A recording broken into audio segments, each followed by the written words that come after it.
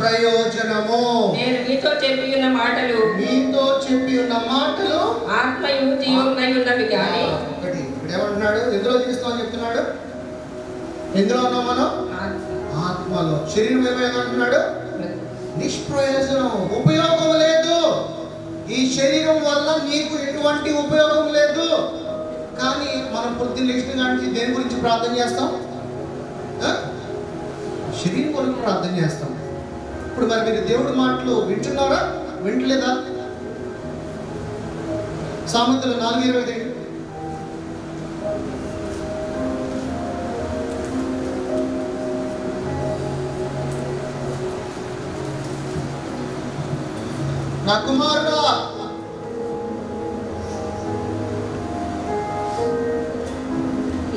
నా కుమారుడా నా మాటలు ఆలకింపుము.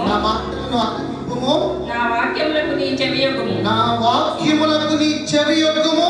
నీ కనుల ఎదుట నుండి వాటిని తొలగిపోనీయకుము.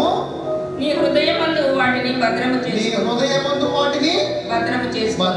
చేసుకును. తర్వాత దొరికిన వారికి అది జీవమును వారి సర్వ శరీరమునకు ఆరోగ్యమును ఇచ్చును. ఆమేన్. హల్లెలూయా. ఎప్పుడు నీ ఆరోగ్యానికి, నీ సర్వ శరీరానికి ఆరోగ్యము ఆయన మాటలు ఆలకించు. ఆయన మాటలు ఏం చెప్తున్నాడు? యోహాను సువార్త 6:63 ఏం చెప్తున్నాడు? నీ శరీరము నిష్ప్రయోజనము, నీవు జీవిస్తున్నది నా ఆత్మై అన్నాడు. అంటే దేవుడు కనుక మాట కనుక నీకు ఉంటే నీకు పరిగెత్తాల్సింది ఆయన యొక్క ఆత్మగా.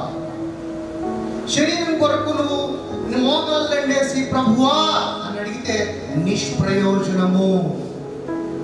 సత్యం అర్థమవుతుందా? రైట్. రోమీయులు 8:2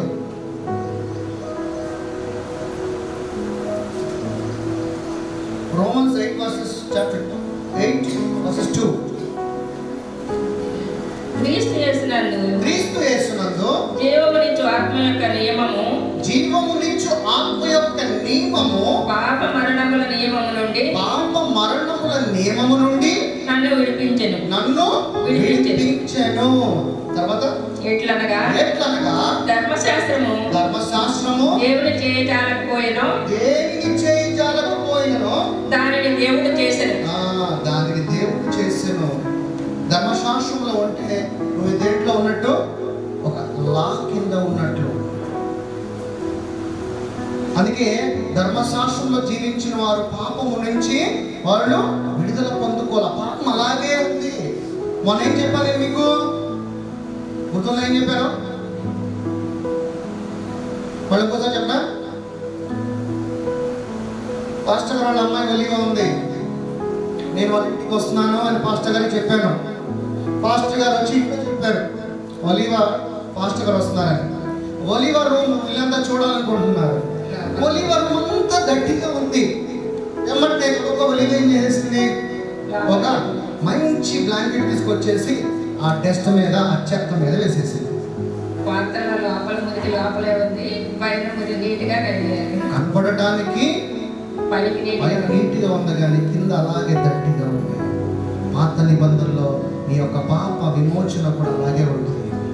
నీ పాపము అలాగే కనపడింది కానీ పాపాన్ని తుడిచివేయడానికి లేదు. అందుకే యేసు ప్రభువు కొత్త నిబంధనలో నీ పాపములన్నిటిని తుడిచివేయబడ్డాడు. ఇక మీదట ఎన్నడూ జ్ఞాపకం చేసుకుని అన్నాడు. మరి అలాంటప్పుడు ఇక్కడ ఏమన్నాడు? ధర్మశాస్త్రంలో నుంచి మళ్ళీ అందుకే విడిపించాడు. ఇక్కడ అది ఎవరు చేయగలిగాడు? ఒక యేసయ్యే. ఎవరు చేయజాలకపోయారు. తర్వాత ఎట్లనగా ధర్మశాస్త్రము దేనిని చేయజాలకపోయినా దాని దేవుడు చేసెను. శరీరము అనుసరింపక ఆత్మను అనుసరించి నడుచుకొను మన యందు ధర్మశాస్త్ర సంబంధమైన నీతి నెరవేర్చబడవలని పాప పరిహారము నిమిత్తము దేవుడు తన సొంత కుమారుని పాప శరీరాకారంతో పంపి మన శరీరం మందు పాపములకు శిక్ష విధించెను.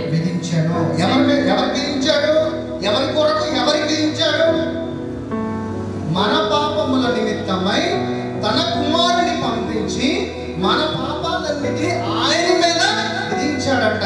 ఎందుకంటే నిన్ను రిలాక్స్ చేయడానికి, నిన్ను నీతిమంతుడుగా చేయడానికి, నీ శరీర కార్యములన్నిటినీ, జరగబోయే వాటిని, జరుగుతున్న వాటిని, ఆల్రెడీ జరిగిన వాటిని అన్నిటినీ తీసుకెళ్ళి వేసాడంట. ఎందుకంటే నిన్ను విడుదల చేయడానికి. తర్వాత శరీరానుసారులు శరీర విషయం ఎలా ఉంటారంట?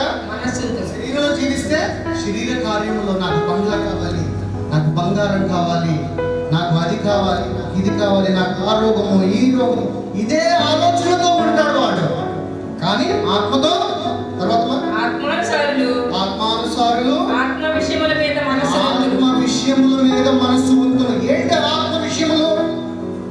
నువ్వు ఎప్పుడైతే దేవుడి యొక్క స్పిరిట్ గా ఉన్నప్పుడు, దేవుడు ఏమన్నాడు? పైనున్న వాటినే వెతకమన్నాడు, కిందున్న వాటిని వెతకమనలేదు.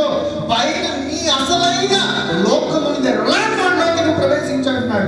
నువ్వు ఎంత శక్తిమంతుడువో, నా కుమారుడిగా నీకు ఎంత శక్తి ఇచ్చి ఉన్నదో నువ్వు అక్కడ పరిగెత్తు అంటున్నాడు. ఇందులోకి నువ్వు పరిగెత్తాలంటే నువ్వేం చేయాలి? నువ్వు చేయాల్సిన దేవుని యొక్క మాటలకు తలయొక్కి ఎడతెగక ప్రార్థన చేయమన్నాడు. ఎప్పుడు ప్రార్థన చేస్తున్న దేవునితో సహవాసము కలిగి ఉన్నప్పుడు దేవుడు అన్నాడంటే నేను అక్కడికి నడిపిస్తాను. ఎక్కడికేనంటే నా యొక్క ల్యాండ్ బోర్డులోకి నేను పంపిస్తాను. అందుకనే అక్కడ ఏదైతే కట్టబడిందో ఇక్కడ నువ్వు